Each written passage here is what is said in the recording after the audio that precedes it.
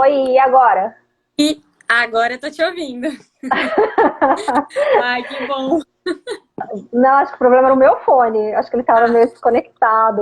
Eu dei uma apertada para ter certeza. Ah, eu acho que agora entendi. foi. Ai, agora eu tô te Então, ouvindo. Agora eu tô te ouvindo bem. aí, que bom. Tá me vendo então, me ouvindo? Tô assim. Maravilha. Por enquanto a gente só tá com. Ah, tá. Já temos duas pessoas assistindo. Legal.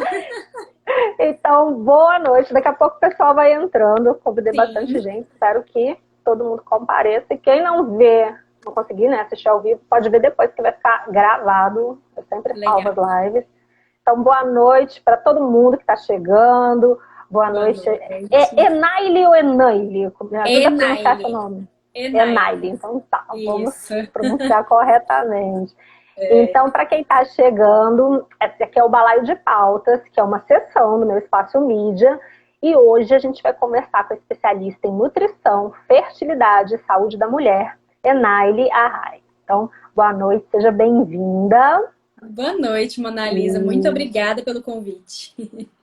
imagina, prazer foi totalmente meu te chamar. Eu vi seu Insta, muito interessante. Que A gente vai legal. trocar umas ideias bem legais aqui sobre um Vamos. assunto que não é tão comentado, né? Não. É... Então, gente, quem tiver alguma dúvida ao longo da live, pode enviar também, pode enviar suas perguntas, tem uma caixinha lá no Stories, pode enviar também pelo chat ou pelo direct, tá? Vou fazer uma rápida introdução sobre esse tema, né? A gente está acostumado a ver idade, estresse, problemas hormonais e outras razões similares, né?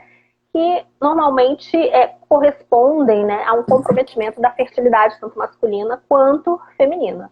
E muita gente não sabe que a alimentação também é um fator que pode ser favorável ou não para quem pretende engravidar, né? E esse é o assunto da nossa live de hoje, tá? Então, para começar, eu gostaria que você falasse como que foi descoberta essa relação entre nutrição e fertilidade e por que ainda não é um assunto tão divulgado. Olha, Mona Lisa, realmente é um tema muito recente. Que está sendo associado, ainda estão saindo muitos estudos, está sendo estudado ainda bastante essa área, né? Realmente é muito recente e a nutrição, ela perfaz aí mais ou menos de 5 a 10% das causas de infertilidade sem causa aparente, na verdade, né? Então, assim, um casal mulheres ou homens que estão em tratamento de infertilidade e não possuem nenhuma alteração Uhum. fisiológica, hormonal, né? Daí eles vão entrar no quesito infertilidade sem causa aparente. E aí que a nutrição entra na investigação. Então, e está crescendo muito. É uma área que está crescendo muito porque as mulheres estão deixando para ter filhos cada vez mais tarde. Mulheres e homens, né? O casal como Uhum. um todo. Eles estão deixando de ter filhos cada vez mais tarde. E então é uma área que está crescendo bastante. Só para vocês terem uma ideia, na área da nutrição ainda não existe nenhuma pós-graduação, nenhuma especialização de fato na área, sabe assim? Então, eu estou fazendo um curso, né? Estou terminando, na verdade, o único curso que existe na área de especialização, vamos dizer assim, mas que ainda não é uma Não. pós-graduação. Porque ainda não existe, realmente. É uma área muito, muito nova, muito recente. E como que foi descoberta essa relação? Você falou que corresponde a 5% aproximadamente, né, das causas de infertilidade não aparente. Como que E se chegou a essa conclusão? através de estudos observacionais, né? Em que eles observaram que alguns nutrientes faziam muito parte do processo da maturação do óvulo, do folículo na mulher. Então, foram estudos observacionais em que se analisaram isso, né? E aí os estudos foram crescendo cada vez mais com relação a isso e cada vez mais tem se descoberto como a nutrição está totalmente envolvida e relacionada nesse. Uhum. E antes de chegar nesse ponto da nutrição e fertilidade, há quanto tempo o seu foco tem sido a nutrição voltada para a saúde da mulher? Olha, Mona Lisa, deixa eu só arrumar minha câmera aqui, que ela caiu um pouquinho. O meu foco nessa área, eu tive contato com nutrição e fertilidade já há alguns anos, né? Mas ele tem sido o meu foco há muito pouco tempo. Então, do ano passado para cá, é mais ou menos assim, meio que a chama que tinha acendido em mim, ela reacendeu. Eu meio que voltei a entrar em contato, né, dessa área comigo mesma, né? Então eu redescobri uma paixão mesmo, porque eu sempre gostei muito da nutrição e eu atendia públicos de uma maneira geral, mas sempre voltada à área clínica. Eu fiz uma pós-graduação em nutrição clínica funcional em 2017. E no ano anterior, em 2016, eu trabalhava numa clínica aqui em Brasília, diferente da que eu trabalho hoje, e aí eu tive um contato com uma paciente que tinha feito uma FIV, uma paciente de 37 anos, ela se submeteu a uma FIV sem sucesso, ela não conseguiu engravidar com essa primeira tentativa de FIV.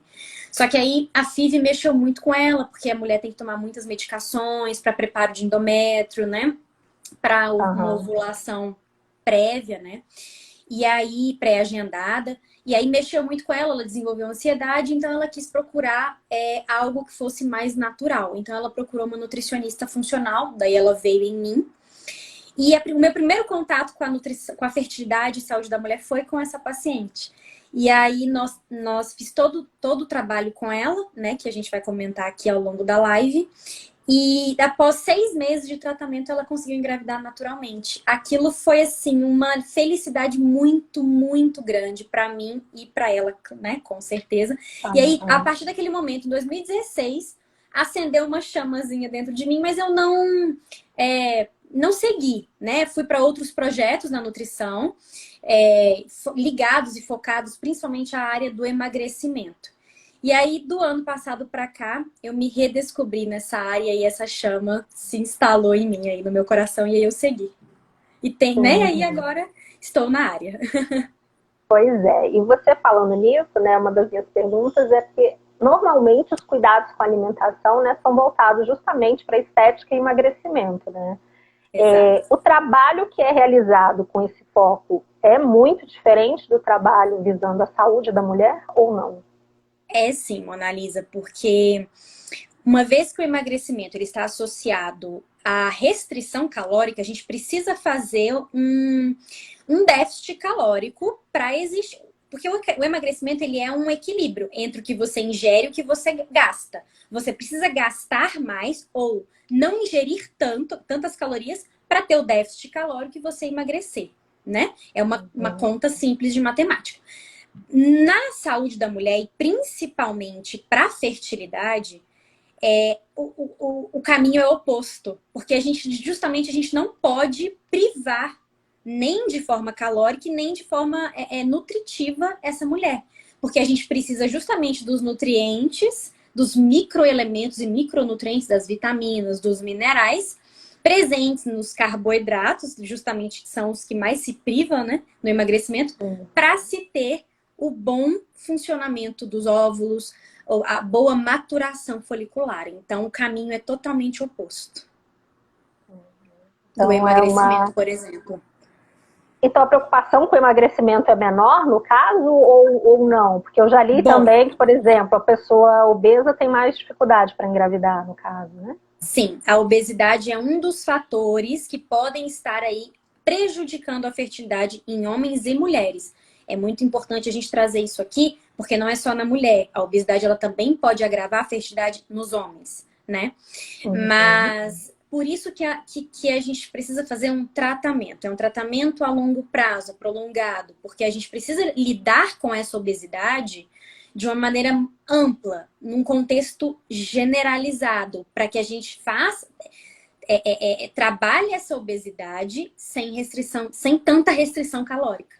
Né, sem tanta restrição para que essa mulher não fique prejudicada desses micronutrientes para os óvulos não sofrerem com isso. Mas sim, se a obesidade estiver em pauta, se ela for um fator presente e estiver agravando, sim, a gente vai precisar tratar essa obesidade, mas em conjunto com essa manutenção da fertilidade. Por isso que é uma área aí bem legal, bem bonita da nutrição. Uhum. Você falou, então, que os homens também, que pretendem ser pais, no caso, precisam cuidar da dieta, é isso, então? Com certeza absoluta. Com certeza absoluta. É, assim como a obesidade interfere, não é só a obesidade, é o que a gente chama o IMC acima de 35, mas também o baixo peso. Então, o IMC abaixo de 19 também pode prejudicar a fertilidade, né? Também pode promover alterações hormonais em homens e em mulheres e prejudicar aí a fertilidade, causar o que os estudos chamam de um quadro de subfertilidade, né? Que não é que essas pessoas, esse casal, seja infértil, né? Para sempre. Não. É um momento ali de subfertilidade causada por uma alteração corporal. Certo. E existem exames para verificar essa necessidade de alterações na dieta com foco numa futura gravidez? E quais seriam esses exames, caso existam? Sim. O principal deles, assim, que a gente pode... Exames laboratoriais não envolvem tanto alterações corporais, né? Aí é um outro foco. Uhum. Exames laboratoriais a gente pode focar principalmente nos hormônios que a gente precisa avaliar, né? Então, o perfil tiroidiano, para a gente saber se existe alguma alteração na tireoide, isso pode promover, sim, um quadro de subfertilidade, né? E alterações dos hormônios sexuais. Então, a gente precisa analisar o FSH, o LH, a prolactina na mulher, porque quando essa mulher ela tem uma hiperprolactinemia, isso também pode agravar a fertilidade dela. O hormônio antimileriano, que é um hormônio que ele traduz pra gente uma reserva ovariana, né? Então, se é uma mulher que tem uma baixa reserva ovariana, a gente vai conseguir analisar através desse hormônio antimileriano, né? E aí o perfil tiroidiano também, que eu citei, o TSH e o T4, né? Quando se tem alguma... Por exemplo, as alterações tireoidianas, elas podem estar sendo promovidas diante, por exemplo, de uma deficiência ou excesso de zinco, ferro, iodo. Então, trazendo para a nutrição, a gente precisa avaliar esses nutrientes se a gente tem alguma alteração tireoidiana, né? Porque normalmente quando a gente repõe esses nutrientes, a tireoide volta ao funcionamento normal. Caso não, caso contrário, a gente encaminha para o endocrinologista para ter esse acompanhamento em conjunto. Certo. Então é um trabalho multidisciplinar, no caso, né? Multidisciplinar, com certeza. Além também da testosterona. A gente precisa também avaliar a testosterona em homens e em mulheres também. Né? Então, eu diria que todo o perfil aí hormonal em homens e mulheres a gente tem que avaliar. Certo. E diante desses resultados desses exames, você vai trabalhar uma dieta, digamos assim, que vai proporcionar um equilíbrio, digamos, desses hormônios. Seria isso? Com certeza. Além também, por exemplo, da mulher com SOP, que é a síndrome do ovário policístico. A SOP está dentro do grupo de 45% das causas de infertilidade feminina. A SOP faz parte desse grupo. A SOP é uma síndrome hormonal, né? Em que 99% das mulheres com SOP têm alterações hormonais, como a insulina, por exemplo. Então, a insulina está lá em cima. Isso altera todo o metabolismo de carboidratos, de açúcar dessa mulher, promovendo um ganho de peso mais fácil. Então, também, né? Então, a insulina também deve fazer parte dessa avaliação aí de exames laboratoriais. A glicemia, a insulina, o metabolismo do ferro, né? A ferritina. São analisa vários hormônios aí, vários exames que estão aí disponíveis para a gente avaliar várias condições aí que podem estar associadas a essa infertilidade. Uhum. E com quanto tempo de antecedência deve ser feito esse trabalho de nutrição para uma pessoa que pretende ter filho? 6 meses, 1 ano? Ótima pergunta, porque visto a complexidade que né, principalmente aí, por exemplo, se é uma mulher que tem obesidade um sobrepeso, a gente vai precisar trabalhar com essa mulher durante muito tempo. Então, o ideal é que tanto a mulher com obesidade como uma mulher, né, eutrófica, mulheres e homens, né, com peso normal, a gente é o ideal que esse casal faça um acompanhamento de pelo menos um ano antes, que é a programação metabólica que a gente chama, né? Porque o óvulo, ele precisa de no mínimo 3 meses para ele ser completamente, para passar pelo processo de formação e amadurecimento, e maturação desse folículo. Esse processo leva 3 meses, né? Então, a gente precisa ir de, no mínimo, 3 meses e, idealmente, 1 ano de tratamento prévio. E do casal. É importante salientar isso, né? Do casal. Exatamente isso. Porque, por exemplo, já existem... está bem descrito já na literatura como as toxinas ambientais podem interferir na fertilidade de homens e mulheres. Inclusive, já tem um estudo bem descrito de homens novos, inclusive, abaixo de 30 anos, que os fitalatos, que é um tipo específico de toxina ambiental, já promoveu alterações significativas no espermograma. Então, a gente precisa fazer todo um trabalho de desintoxicação, desinflamação, para que esse espermograma volte a se normalizar. Então, isso leva um tempo, né? Então, não são só as mulheres que precisam desse acompanhamento, né? Muitas vezes o homem também. Mas essas toxinas que você está falando, elas, a pessoa adquire elas com alimentação, é isso? Não só com alimentação. As panelas que a gente cozinha, o plástico que a gente consome, né? Uma garrafinha de água, uma comida esquentada numa vasilha plástica, vão liberar os BPAs, que a gente chama, né? Então, tem os solventes químicos de tintas, que a gente inala. Então, não só da alimentação, tá? Produtos cosméticos que nós mulheres usamos, maquiagem, produtos de cabelo, tudo isso a gente vai inalando, vai entrando no nosso couro cabeludo, e vai se instalando no nosso corpo e vai alterando, vai fazendo uma alteração a nível hormonal. É daí, né, que começam as alterações relacionadas à fertilidade. Gente, que horror! Eu já não quero, vou jogar minhas panelas fora, meus potes.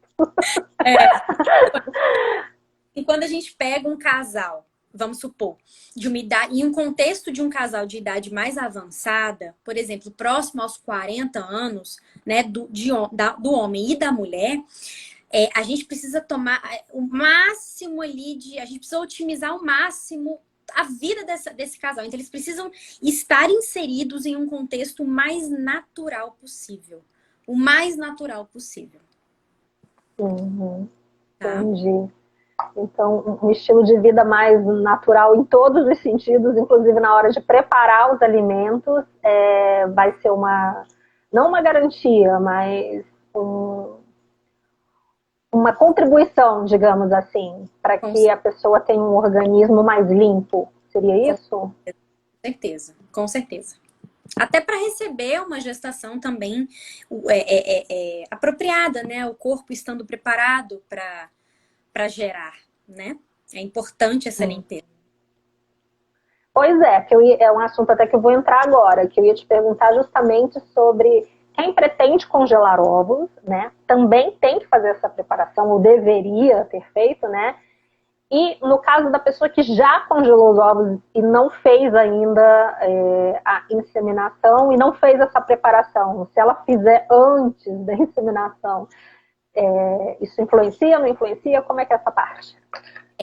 Idealmente, é muito importante que para a mulher que vai fazer um congelamento de óvulos, ela faça um tratamento antes, com certeza. Porque a nutrição, Mona Lisa, ela está muito relacionada aí a essa qualidade do óvulo maduro, né? Então, nós mulheres, a gente já nasce com o número exato de óvulos. Por isso que a idade feminina é muito importante, né? Mas ao longo do tempo, com o nosso estilo de vida, além dos números limitados que a gente tem de folículos, esses folículos, eles podem não se desenvolver corretamente. Nós podemos, por exemplo, a gente tem ali a gente desenvolve 10 óvulos por mês no nosso ciclo menstrual. Certo. Uhum. Mas dependendo da nossa qualidade, da nossa alimentação, o estado inflamatório do nosso corpo, a gente pode dar origem aí a apenas um óvulo fértil. Entendeu? Então, dependendo do quadro, do organismo dessa mulher, de 10 óvulos, apenas um é fértil. Então, aí se dá a importância do tratamento prévio para esse congelamento de óvulos. Para se conseguir óvulos cada vez mais férteis e cada vez mais sadios, um tratamento nutricional é muito importante. Mas isso que você estava falando agora eu achei interessante, porque eu queria saber em relação ao espermatozoide. Ele também seria enfraquecido, digamos assim, de acordo com a alimentação. Não sei se é esse. Provavelmente não é esse o termo técnico, mas. Com certeza. Porque assim, como eu estava falando no início, além do fator idade, existem outros fatores que podem prejudicar a fertilidade, né, de homens e mulheres. Obesidade, baixo peso, a cafeína, as toxinas ambientais, drogas, medicamentos, o cigarro, né? Então, e o exercício físico demasiadamente, então, em excesso. Todos esses fatores, eles promovem no corpo o que a gente chama de estresse oxidativo. Eles aumentam... Ai, travou aqui você pra mim. Oi. Você tá me ouvindo? Travou você pra mim. Deu uma travada aqui para mim também, mas deixa eu ouvir. Voltou pra... Certo. Diga, continue. Tá. Então, assim, todos esses fatores, eles aumentam a produção de radicais livres dentro do corpo. Esse aumento de radicais livres vai promover o que a gente chama de estresse oxidativo. Esse estresse oxidativo leva a danos celulares. E aí, danos tanto no óvulo quanto no espermatozoide. Então, esses danos celulares levam à diminuição da qualidade do espermatozoide, a diminuição também da motilidade e da contagem de espermatozoide. Então, leva aí a uma alteração direta de espermatozoide e de óvulos também, levando também a diminuição da taxa de implantação lá no endométrio. Então, leva a uma série de alterações, né? Então, não só do óvulo, como também do espermatozoide. Então, para o casal que optou por fazer um congelamento de óvulos, também deveria passar por um tratamento nutricional, justamente para a gente focar aí nesse estresse oxidativo, eliminar o que está gerando, né, radicais livres, e a gente eliminar o máximo esse processo, né, trabalhando com uma alimentação bastante anti-inflamatória, antioxidante, para a gente promover aí a melhor qualidade de óvulos e espermatozoides para esse congelamento. Mas para não alarmar quem já congelou, os que estão lá, digamos, salvos, estão valendo, né? Esse processo de congelamento, eles captam aqui os que mais têm, né? Os que mais são sadios, vamos dizer assim. Os óvulos mais sadios, que normalmente dependendo da mulher, é um número bom, sim. Normalmente quem faz isso também faz com uma idade antecipadamente, né? A idade inferior, a idade fértil da mulher está boa, e aí consegue-se sim um número bom de óvulos para congelar.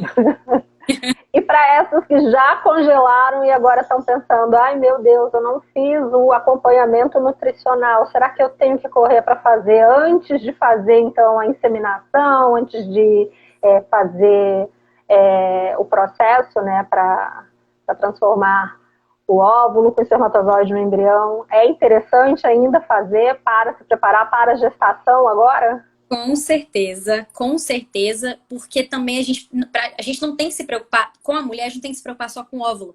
A gente tem que se preocupar também com o endométrio, que é onde vai se fixar, né? Onde esse embrião vai se fixar, vai fazer a nidação, que a gente chama.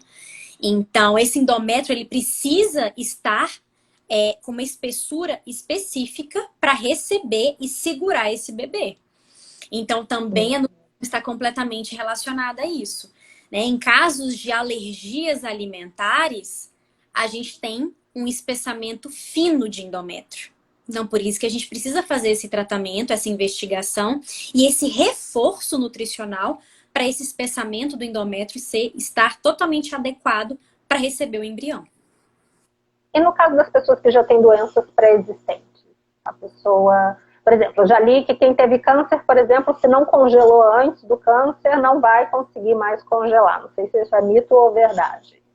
Isso acontece por conta da quimioterapia, da radioterapia, pode ter gerado aí um dano permanente nessa fertilidade aí da mulher, sim. Então, o ideal seria realmente ter congelado antes, né? Ou então esperar o prazo aí de 5 anos, né? Até o corpo estar mais limpo, vamos dizer assim, da quimioterapia e reforçar o tratamento para esses óvulos para a gente resgatar. Mas então, quem teve um câncer, por exemplo, não precisa perder as esperanças. Não, Isso. de forma alguma. Depende também muito da idade dessa pessoa, né? Mas não, com certeza não. Certo, né? Porque eu tinha lido uma vez que quem teve câncer, se não congelou antes, não consegue mais ter, e fiquei com essa dúvida. Trabalhar, né? Medicamentos, quimioterapia, infecções, pode gerar alterações na fertilidade, mas não é 100%, né? Perfaz ali de 35% a 45% das causas de infertilidade.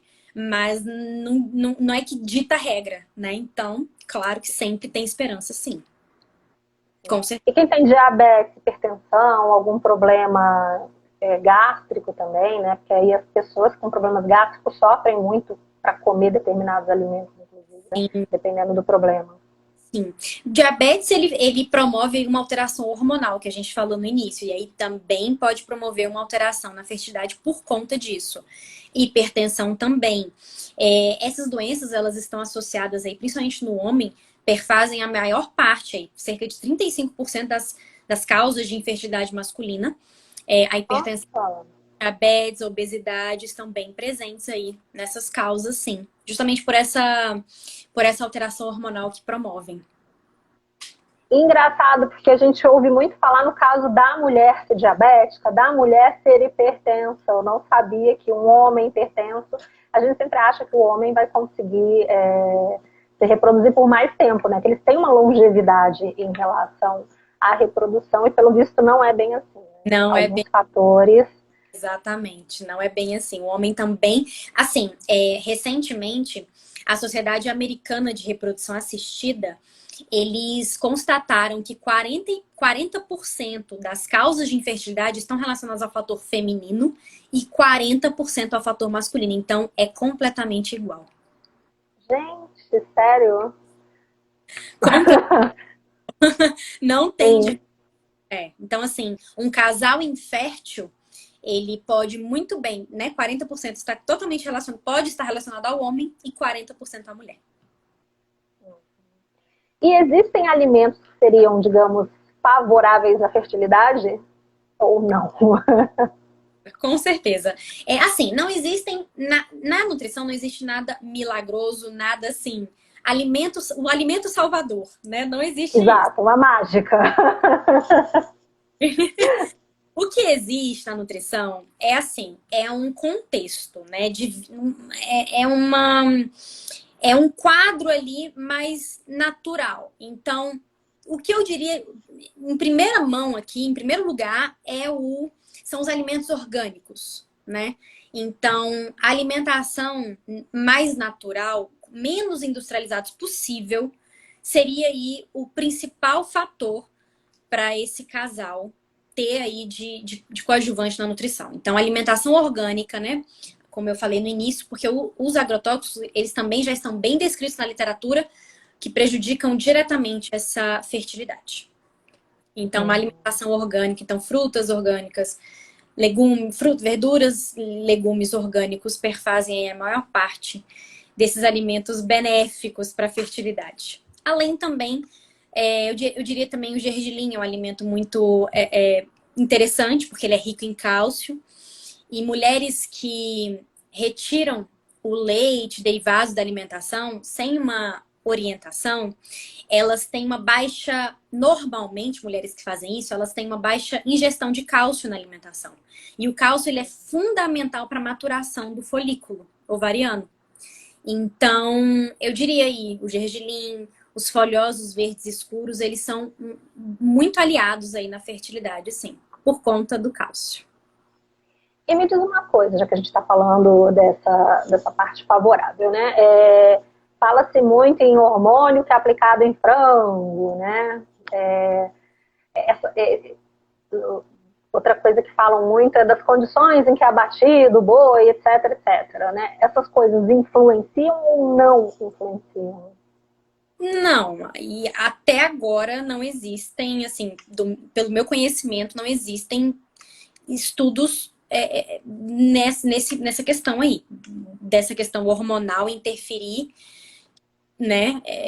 Não. Agora, o que mais interfere mesmo a nível externo, a nível hormonal, a nível de a alteração hormonal dentro do corpo, são as toxinas ambientais que eu estava explicando mesmo, e os agrotóxicos também, né? Então, eles vão modificar tanto a produção hormonal quanto os receptores hormonais. Com isso, tem-se uma alteração na ação mesmo desse hormônio. Aí sim, está bem já descrito na literatura. Principalmente os fitalatos que eu citei são as toxinas mais bem descritas já que promovem alterações na fertilidade feminina, né? Os fitalatos, eles estão presentes nos canos de água, nas construções civis. Então, assim, não tem muito... quando a gente fala assim, né? Não tem muito para onde a gente correr, né? Tem cidades tóxicas, por exemplo, com fitalatos, e tem cidades que são menos. Tem uma lista aí, né? Em alguns sites. Por isso que quanto mais a gente buscar por uma alimentação limpa, né? E buscar por um consumo de antioxidantes na alimentação, na suplementação, isso vai ajudar aí para quem busca engravidar naturalmente. Os embutidos, enlatados também são perigosos? Totalmente, totalmente. Enlatados, industrializados, que estão dentro de sacos, né? Enfim, todos esses, quem está buscando engravidar naturalmente deveria evitar, com certeza. Então, gente, quem quer engravidar, compra uma casa na fazenda e faz uma horta. Eu acho que é o melhor caminho, porque até a água do cano da sua casa pode estar prejudicando a sua tentativa de engravidar. Tem uma nutricionista dessa área também, ela fala que para as pacientes dela, dependendo da idade, né? Quanto mais velha for essa mulher, mais cuidado ela vai ter que ter. Então, ela brinca que ela pede para as pacientes dela entrarem dentro de uma bolha. Fala, ó, realmente você vai viver bolha justamente por isso. Porque são muitos fatores que influenciam, né? Muitos mesmo. Olha só, pintou uma pergunta. Essas toxinas podem causar má formação do feto? Com certeza, podem. Podem Nossa, sim. Podem. Chocada. Podem, porque justamente vai causar alteração hormonal. E são os hormônios que vão ditar todo o desenvolvimento do bebê, né? Os hormônios junto com os nutrientes. Então, por exemplo, uma baixa ingestão de ácido fólico, por exemplo, que é fundamental para o desenvolvimento neurológico do bebê, ele está completamente relacionado aí a uma boa capacidade hormonal da mulher de manter esse ácido fólico ingerido. Então, não adianta nada a gente suplementar a mulher com ácido fólico, sendo que também a saúde intestinal dela, lá no intestino, a absorção não está acontecendo de maneira adequada e a produção hormonal, que também grande parte é lá a nível intestinal, também não está acontecendo de maneira adequada. Esse ácido fólico não vai ser absorvido de maneira adequada. E aí a gente tem toda uma consequência a nível de malformação fetal, com certeza. Então, a gente também tem que investir na qualidade, quer dizer, na qualidade da saúde como um todo, né? Porque o intestino também vai estar, a atividade do intestino também está relacionada, então. Com certeza, com certeza. O intestino é onde a gente começa ali, é onde acontece a absorção de todas as vitaminas e minerais, acontece a nível intestinal. E grande parte de uma produção hormonal também acontece a nível intestinal, de alguns hormônios, é claro, não são todos, mas alguns hormônios. Então, existe também uma condição de disbiose, que a gente chama, que é uma alteração da flora intestinal, que pode levar a uma disbiose vaginal, né? E isso leva também à infertilidade. Então, cada vez mais estudos recentes estão sendo publicados com isso, né? Com esse termo, com essa linguagem de uma disbiose intestinal levando a uma disbiose vaginal.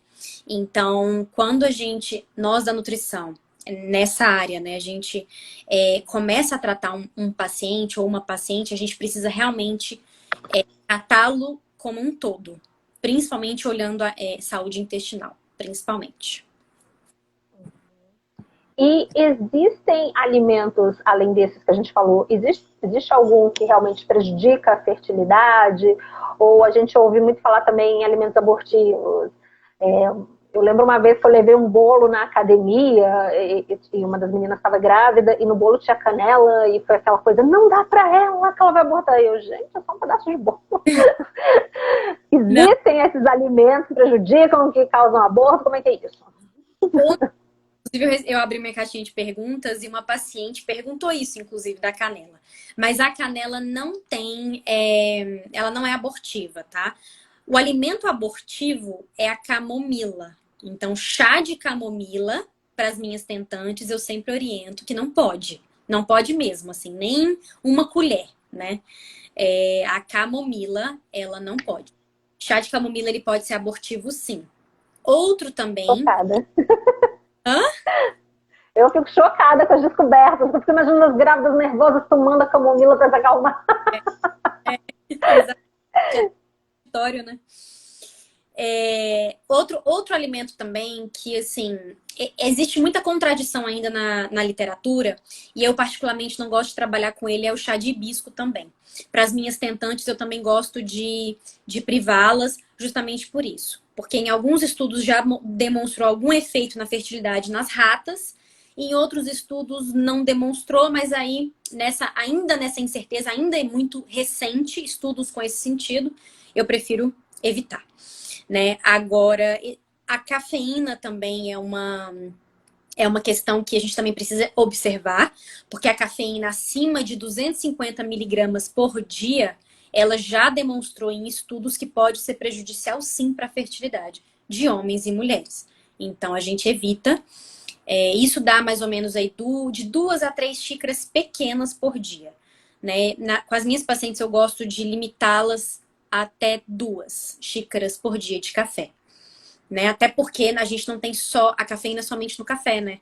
A gente tem alguns chás. A gente tem no chá mate, no chá verde, no chá preto, no chá branco, né? Então a gente precisa no chocolate, a gente tem cafeína, né? No próprio cacau. Então eu gosto de limitar justamente por isso. Então um excesso aí do consumo de cafeína não é que seja abortivo, mas ele pode prejudicar a fertilidade. Então, nas tentantes é importante consumir menos cafeína. E o refrigerante? Também. O refrigerante... Quando você me perguntou qual que é o pior... O vilão.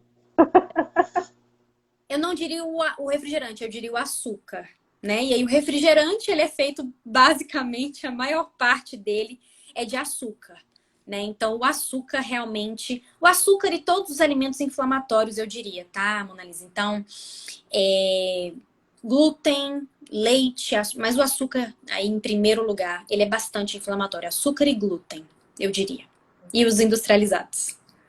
E mesmo o zero, então? Porque tem gente que vai pensar, então vou tomar o zero. Nem o zero, então. Não. Zero, justamente por isso. Porque os adoçantes é uma outra classe aí de alimento. Não é nem alimento, né? Substância aí de alimentos que a gente precisa também analisar, porque o stevia já demonstrou pra gente em estudos feitos em animais somente afetar a fertilidade dos ratos. Mas assim, foi um caminhão de stevia, mas afetou. Então a gente precisa ficar atento. E também os adoçantes, eles alteram a permeabilidade intestinal, fazendo com que a gente absorva mais carboidratos, por exemplo, dependendo do que a gente consome logo após o consumo de adoçante. Então a gente também precisa ficar atento ao consumo de adoçante. Então refrigerante, tanto normal quanto zero, não é indicado para quem está preservando a sua fertilidade. Mas eu vou te perguntar uma coisa agora que eu fiquei curiosa, porque eu já vi que no adoçante existe uma guerra de adoçantes, né? Porque eu já ouvi de nutricionista, inclusive da minha, stevia é melhor. Aí a minha outra antiga dizia, sucralose é melhor. Eu uso particularmente sucralose, mas naquela dúvida, sucralose ou stevia. Aí tem o ciclamato de sódio também, que todo mundo diz que é um super vilão, justamente por causa do sódio, que aí você não está ingerindo açúcar, mas está levantando a sua pressão. Existe um adoçante que o ser humano possa ingerir, principalmente no caso das mulheres que estão pretendendo engravidar com segurança, né? Porque, como a gente mencionou, diabéticos e mesmo pessoas em dieta, né? Tem gente que toma adoçante até porque prefere. Eu conheço pessoas que preferem tomar adoçante a ingerir açúcar. Então, como faz? Existe alguma saída? Mais seguro para a fertilidade é o sucralose, tá? Uhum. Sucralose em primeiro lugar, em segundo lugar, stevia em pouca quantidade. Por exemplo, 1 ou 2 gotas por dia apenas. O que seria mais seguro, tá? E o mais ideal. A gente tá falando aqui de um quadro ideal. Sucralose e stevia, tá? Agora, de uma maneira geral, para quem não está buscando engravidar, né? Esses continuam sendo adoçantes mais naturais e seguros também.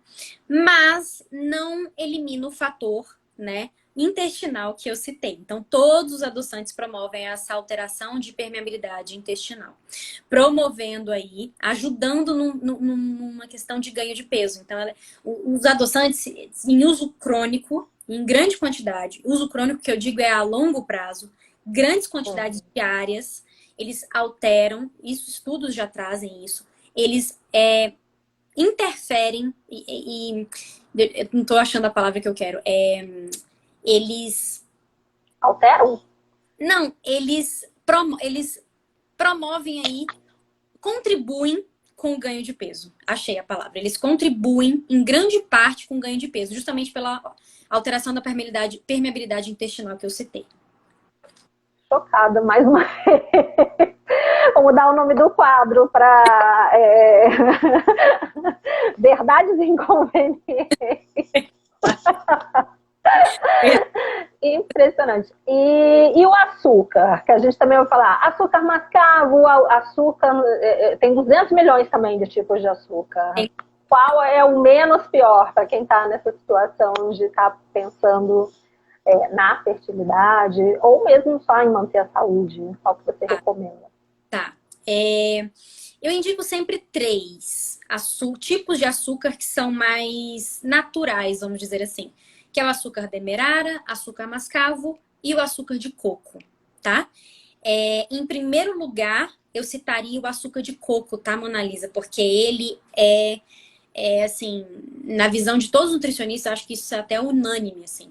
Para a saúde em geral também, não só para quem está buscando a preservação da fertilidade, mas ele é um açúcar muito saudável por ele ter um baixíssimo índice glicêmico, né? Então, o índice glicêmico do açúcar de coco é muito baixo, então ele é muito saudável de ser consumido. Claro que depende da quantidade, né? Não adianta uma xícara de açúcar de coco por dia também, isso aí não vai ser saudável, né? Agora, para adoçar um cafezinho, 1 ou 2 colherinhas, para adoçar um suco, é ótimo, tá? Ele é super bem-vindo, né? Então aí tem esses 3 tipos que eu sempre indico e aí eu gosto de sempre falar deles no lugar do açúcar branco mesmo. Tá, deixa eu ver outro vilão que falam muito, o ovo. O ovo é mocinho ou vilão, gente? Não. É outro polêmico. Ele é mocinho. O ovo ele já foi descascado já há bastante tempo. Ele não é a quantidade de ovo que a gente ingere na alimentação que isso vai ter algum tipo de alteração em colesterol sanguíneo. Isso não existe. Isso já Uhum. foi desmistificado, né, há bastante tempo. Então, o ovo não tem problema nenhum com o ovo, né? Ele, inclusive, é um alimento muito completo, é um dos alimentos mais completos que se tem, né? Então o ovo é tranquilo. E ele é muito versátil, né? Era isso que eu ia perguntar, se tem uma forma melhor de consumi-lo para aproveitar melhor os nutrientes, Não, o ou ovo não? não, independe, tá? Omelete, ovo cozido, o ovo fritinho ali no azeite, ou na própria um pouquinho de manteiga, não tem problema.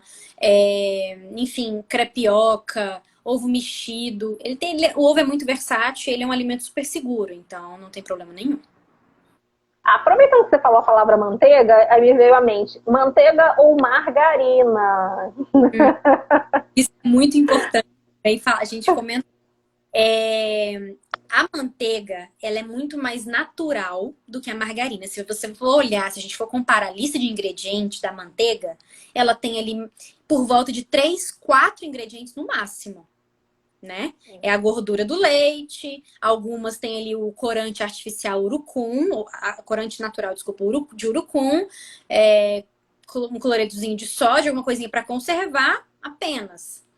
Agora, a margarina, a lista é gigantesca, né? Então, a margarina, ela é produzida artificialmente, né? Tem gordura hidrogenada, então não é saudável. Então, na comparação entre as duas, a manteiga, com certeza. E em relação, que é uma coisa que o brasileiro, principalmente, eu acho que a gente não tem essa mania de olhar rótulo, produto. E a Exatamente. gente precisa aprender. Tá no supermercado, tem que olhar o rótulo. Para Com quem quer engravidar, o que não pode estar escrito neste rótulo? Tem alguma substância que, digamos, seria a pior de todas ou não? Olha, além da cafeína, que eu já citei aqui, né? As tentantes precisam evitar a cafeína ao máximo.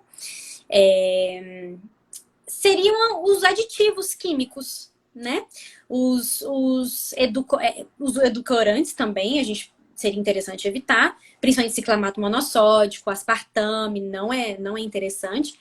Mas eu focaria nesses aditivos químicos, aditivos alimentares, que aí podem vir de formas variadas ali descritos, né? Nomes até gigantescos para conservar mesmo o alimento. Então, seria interessante evitar. Além também, eu tenho até um curso, inclusive, de como ler, né, corretamente o rótulo dos alimentos, porque é muito importante. É um ponto muito importante. Eu bato muito nessa tecla, né? Que inclusive também os outros nomes de açúcares que podem vir descritos nos rótulos, né? Então, que também se deve evitar. Então, xarope de milho, xaropes, tudo que é xarope é açúcar, né? Sacarose, frutose, lactose, tudo isso é açúcar. Então, quanto mais tiver açúcar em um alimento, também é bom evitar. Então, açúcares, nomes de açúcares e aditivos químicos. Seria interessante evitar. E com exceção de quem tem ou problema celíaco ou os intolerantes à lactose, você recomenda reduzir, diminuir ou cortar ou não? Mantém. A pessoa já toma leite, já ingere glúten normalmente, não tem nenhum problema de saúde e quer engravidar. Ela mantém a quantidade, reduz a quantidade? Como é que fica isso? Olha, a gente precisa primeiro avaliar, porque alergias alimentares não são fáceis de serem identificadas, diagnosticadas, né? Primeiro que a gente não pode dar nenhum diagnóstico, é somente um médico. Existem alguns Uhum. laboratoriais que a gente pode fazer, principalmente aí para ver algumas alergias alimentares, mas que não dizem nada concreto pra gente, só dão um norte, né? Então, Uhum. na prática clínica, a gente observa mais sinais e sintomas do organismo mesmo, né? Então, um corpo muito inflamado, intestino muito inflamado, algumas reações bem características nos levam, né, e os nutricionistas a identificar alguma alergia alimentar. Identificada alguma alergia alimentar ou alguma sensibilidade alimentar, a gente vai precisar sim evitar, determinados alimentos para essas mulheres que estão tentando engravidar, sim. Porque, lembra que eu falei lá no início que as alergias alimentares, elas podem causar aí uma diminuição do espessamento do endométrio muito importante. Então, qualquer sinalzinho de alergia ou sensibilidade alimentar, a gente precisa evitar esses alimentos. Seja o glúten, seja o leite, derivados. Mas aí, hoje em dia, a gente tem muitos substitutos, né? Então, aí é tranquilo. É tranquilo, sim, a gente... Certo. E que dica você dá para quem está nos assistindo e planeja engravidar? Então, a pessoa ainda não deu nenhum passo rumo a essa gravidez. Você acha que o acompanhamento nutricional deve começar ainda nessa fase de planejamento? Como que deve ser feito isso? Com certeza, né? Mesmo que seja um casal que vá engravidar naturalmente, é sempre interessante a gente reforçar as vitaminas e os minerais no corpo desse casal para a gente ter um embrião muito saudável, muito forte aí, formado, né, de maneira muito saudável. E aderir do endométrio e, né, tudo certo, prolongar a gestação tudo certinho. Mulheres acima de 35 anos que não engravidaram em até 6 meses, né, já é hora de buscar uma ajuda. Tá? Mulheres até 34 anos, o prazo para buscar ajuda é de até 1 ano. Se esse casal não conseguiu engravidar em até 1 ano, pessoas com até 34 anos, passou 1 ano, deve-se buscar alguma ajuda, tá? Seja de um fertileuta, seja de um ginecologista especializado em reprodução humana, reprodução assistida, um nutricionista especializado em fertilidade, né, e saúde da mulher também, porque a gente também olha a saúde do homem, né? A gente precisa analisar a saúde do casal. Então, buscar sim. Então, quanto mais o tempo passa, né, por exemplo, quanto mais a idade avança, menor o tempo para uma gravidez natural, para esse casal esperar uma gravidez natural acontecer. Entendeu? É isso. Entendi. Certo. Deixa eu te fazer uma pergunta que eu recebi na caixinha essa semana, hein? Eu só lembro de cor, se você quer lá olhar. Era a respeito da amamentação. E existem alimentos que a mulher que já teve o neném deve ingerir para melhorar a qualidade do leite, para produzir mais leite, enfim, para ter uma boa qualidade de alimento da amamentação. Aí já é outra área da nutrição, eu vou só falar aqui né, por cima, porque aí já é a área de materno-infantil, que não é a minha área. Mas alguns chás, né, deve-se evitar, né? Então, mulheres que estão amamentando também devem buscar o máximo de uma alimentação mais natural possível e evitar, novamente, alimentos que promovem muitos gases, né, como brócolis, repolho, feijão, né? Alimentos derivados do milho tendem a melhorar a produção de leite, tendem a aumentar a produção de leite. Eu já ouvi falar da canjica, é verdade, então, né? Sim, sim. Então, gente, olha aí, a canjica tá liberada depois que tiver o bebê. Assim, eu não posso dizer com propriedade porque não é a minha área, eu desconheço estudos sobre isso, mas popularmente, né, é bastante conhecido, em algumas mulheres funciona bastante, e aí, então a gente indica sim. Então, derivados de milho, ok. Né? Cerveja preta, você não precisa me dizer, não é a minha área. Assim, por ser um álcool, né, tem ali... Pois é. Né, então ali eu não indicaria tanto. Eu iria mais para os derivados do milho mesmo. A gente... Tá certo. Gente, eu queria saber se vocês estão assistindo, se vocês têm alguma pergunta para enviar, alguma dúvida que tenha ficado em relação à alimentação e à fertilidade. Né? As minhas aqui já acabaram. Acho que até eu fiz mais, que eu fui fazendo à medida que a gente foi conversando, foi surgindo assuntos. E eu acabei aproveitando para me aprofundar nesses assuntos.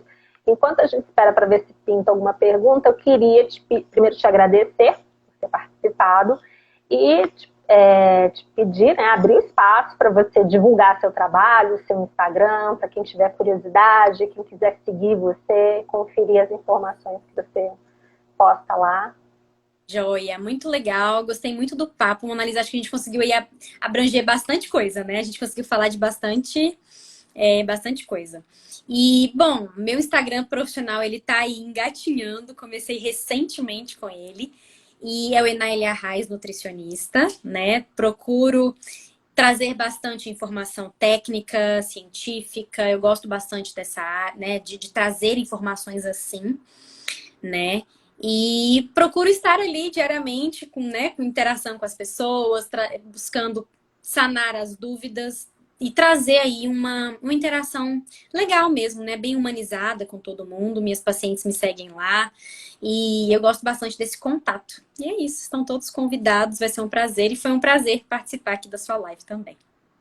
Ah, eu gostei muito. A Maria Luísa está falando que a live foi esclarecedora. Eu acredito que sim. Derrubamos alguns mitos. Eu fiz descobertas estarrecedoras. Tipo o chá de camomila. Você me destruiu no chá de camomila, gente. Eu jamais imaginei. Eu sempre achei ele a coisa mais fofa. E ele é perigoso. Aqui quando eu descobri. Pois é.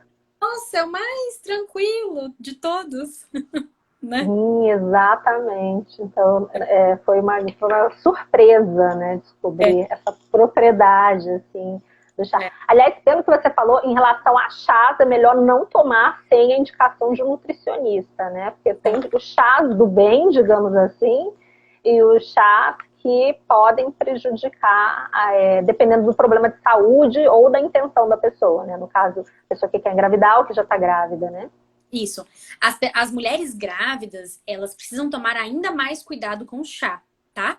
As tentantes, elas devem evitar apenas o chá de camomila, chá de hibisco e os chás que contêm cafeína. Chá mate, chá verde, chá preto, chá branco. Apenas. Agora, o restante todo pode. Agora, as mulheres grávidas, elas não podem quase nenhum chá. Os únicos chás liberados para as tentantes é o chá de gengibre e o chá de frutas, tá? Apenas. E em pouca quantidade também, tá? Não é aconselhado o consumo diário e nem aí acima de 200, 250 ml por dia. Então, as gestantes, elas têm uma restrição ainda maior com os chás do que as tentantes. Certo. E é melhor o chá natural, né, do que esses de caixinha, né? Porque você falou do hibisco, e eu já vi que às vezes você vai comprar um chá de outra coisa, mas tem hibisco na composição. Então, é melhor comprar natural.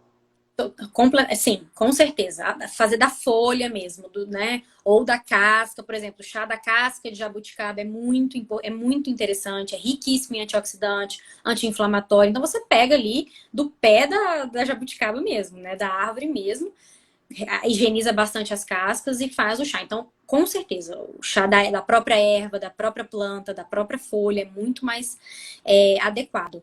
E evitar também esses chás de muitas misturas, né? Isso também não é tão interessante. Uhum.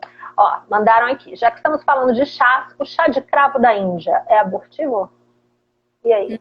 Não. O chá de cravo da Índia, até então, não foi constatado que é abortivo, tá? Até então, o único chá constatado na literatura, descrito na literatura que é abortivo é o chá de camomila. Então, para quem chegou agora, a gente não é o de canela, é camomila. Não é o de canela. Ela pode, chá de canela, inclusive, é muito saudável e pode sim, tá? A canela, ela só vai ter um pouco de restrição nas gestantes. A canela também não pode ser usada em grandes quantidades na gestação, por ser termogênica. A canela, ela é termogênica, assim como a pimenta, né, o chá verde. Então, todos esses alimentos termogênicos, a gente precisa ter uma cautela, principalmente as gestantes, né? Agora, as tentantes podem chá de canela, sim. Inclusive, a canela, ela é uma ótima especiaria anti-inflamatória, né? A canela, ela é interessante também para modular a glicemia. Diabéticos são interessantes consumirem a canela, né? Canela em pó, em preparações, ou chazinho de canela é interessante, sim. É bem-vindo em alguns casos. Uhum. E você mencionou a pimenta. A pimenta também não é bacana, então? Para gestante, não. Por ser termogênica, né? Por promover aí uma termogênese que pode não ser interessante na gestação. Outra questão também, Mona Lisa, que eu vejo muita dúvida para as gestantes, é o açafrão, né? A cúrcuma, que as pessoas acham que é um super alimento, bem-vindo em todos os casos. A cúrcuma é sim um super alimento, mas na gestante Uhum. não pode. E o uso crônico não pode de açafrão, tá? Isso é muito importante a gente deixar aqui, né, registrado. Então, suplementos, tem pessoas. Eu passo também para algumas pacientes a cúrcuma manipulada. Ele é um Uhum. potente antioxidante. Agora, para gestantes não é interessante, tá? Somente assim, de vez em quando, em uma preparação ou outra, um pouco de açafrão em pó pode ser. Agora, o uso crônico em grande quantidade, a gestante não pode. Já que você falou a palavra suplemento, você vai falando as palavras, eu vou puxando, parece um mágico. Vou tirando da cartola. A E suplemento tá tão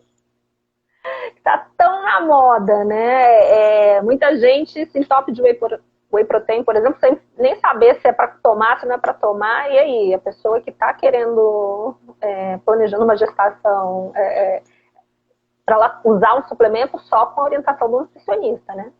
Com certeza, e aí a gente volta naquela questão dos rótulos alimentares. Quanto mais limpa foi essa proteína, foi esse whey protein, ok, melhor, né? Então, a gente não precisa restringir uma tentante de tomar whey protein, mas a gente precisa sim orientá-la para consumir aí o melhor whey protein possível. O mais, né, de uma proteína limpa, de uma marca de confiança, de procedência, né, com bons adoçantes na fórmula, né? Porque a maioria dos whey proteins, eles têm adoçantes na fórmula, normalmente dois tipos, né? Então, a gente precisa sempre avaliar e analisar para prescrever para essa tentante, sim. Então, seria interessante sempre uma indicação aí de um Opa, nutricionista. deu uma travada.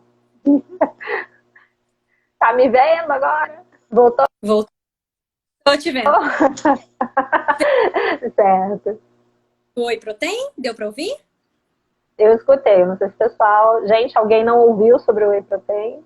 Se quiserem que eu Ou repita, foi tranquilo? Bom, então é como isso. ninguém se manifestou, não sei nem se estão me ouvindo. A princípio, todo mundo pode tomar whey protein e, assim, a gente só precisa orientar que seja de uma marca de boa procedência, de confiança, que seja uma proteína limpa, né? Quanto mais limpa for ali a lista de ingredientes, quanto menos aditivos tiver, melhor para essa tentante tomar. Mas não precisa deixar. Isso. E isso vale para os alimentos também, né? Já que a gente não fez o seu curso ainda sobre os rótulos, olha aí, gente, ela falou que tem um curso sobre rótulos, como não fizemos ainda, quanto menos informações, melhor, né? E não Isso. sei se aprendi certo, mas o primeiro ingrediente que tem na lista é o que é mais forte, é isso mesmo? É isso mesmo. É isso mesmo. Então, Quanto menor for a lista de ingredientes de um alimento, de um rótulo, melhor é aquele alimento. E os primeiros alimentos citados, os primeiros ingredientes citados no rótulo, lá na lista de ingredientes, é o que mais tem em quantidade no produto, tá? ou seja, aquele que tem lá farinha de trigo, eu estou comendo farinha de trigo praticamente, né? Isso, Assim como exatamente, que tem açúcar, estou tomando exatamente. 1 litro de açúcar. Aqueles alimentos que dizem ser alimentos integrais na frente, né? Principalmente pães de forma. A gente vê muito isso aí no mercado. Pão de forma integral. Mas aí a indústria ela coloca muita castanha, uva passa. Isso não caracteriza um pão integral, tá? O alimento integral, ele deve constar lá na lista de ingredientes farinha de trigo integral. Somente a presença da farinha de trigo integral é que determina que esse alimento é verdadeiramente integral. Então, olha aí, gente, de Tá? bônus, todo mundo ainda ganhou uma lição sobre o rótulo. Tá de Exatamente. olho nessa farinha de trigo. Importante, é uma questão aí educação nutricional mesmo, sabe? É muito importante a gente educar as pessoas. É sempre bom falar, né? Porque quanto Uhum. mais educado nós estivermos com relação a isso, melhor vão ser as nossas escolhas para dentro de casa, né? Melhor, de melhores produtos, melhores alimentos. Então também não é bom ir no mercado com muita pressa, não, né? Às vezes a gente vai corrido, o que vai vendo, vai jogando no carrinho. Chega em casa. Bem, a fome, porque quando a gente, isso aí já existem estudos comprovando isso mesmo. Quanto mais, quando a gente vai no mercado com mais fome, mais alimentos ruins, né, porcarias, a gente compra no mercado. Então a gente vai ter vontade de comer tudo. A gente vai comprar de tudo, desde uma maçã até uma traquinas, por exemplo. Entendeu? Então, Uhum. quanto assim, o interessante é você almoçar e vai ao mercado, vai fazer compra, né? Uma refeição grande, fez uma refeição grande, completa, normalmente que é o almoço, né? E aí vai às compras. É o mais Tá interessante. certo. Obrigada, Enaí. Adorei te conhecer. Espero que a gente consiga conversar Foi um prazer, mais vezes. com certeza. Espero te trazer outras vezes, à medida que você for evoluindo nos seus estudos, que você for fazendo outras especializações em outros temas relacionados à nutrição.